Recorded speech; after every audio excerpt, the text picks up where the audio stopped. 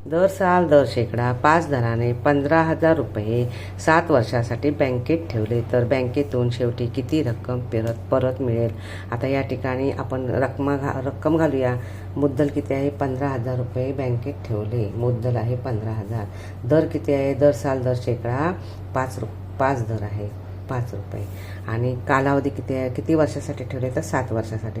मग आपल्याला आपल्याला सरळ व्याज काढायचं आहे. सूत्र आहे म गुणिले द गुणिले क भागिले 100. आता सूत्राप्रमाणे आपण रक्कम घालूया. मुद्दल किती आहे?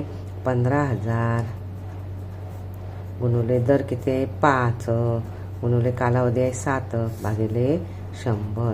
आता आपण भागाकार करूया. शून्याला हे शून्य गेलं, या शून्याला हे शून्य गेलं. वर उरले किती? 150 गुणिले 5 गुणिले 7. ह्या तिघांचा करायचा आहे गुणाकार. 150 गुणिले 7 35. आता ह्या दोघांचा पुन्हा गुणाकार करा. 150 गुणिले 35 बरोबर येणार आहे 5,250. 5,250 हे तुमचं आलं व्याज. आता त्याच्या बँकेत एकूण रक्कम परत किती मिळेल विचारलेलं आहे. मग आता मूळ किंमत दिलेली किती आहे? किती दराने? 15,000.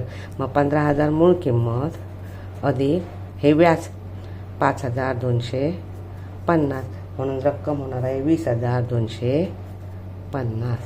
म्हणून पर्याय क्रमांक 3 हे त्याचं उत्तर.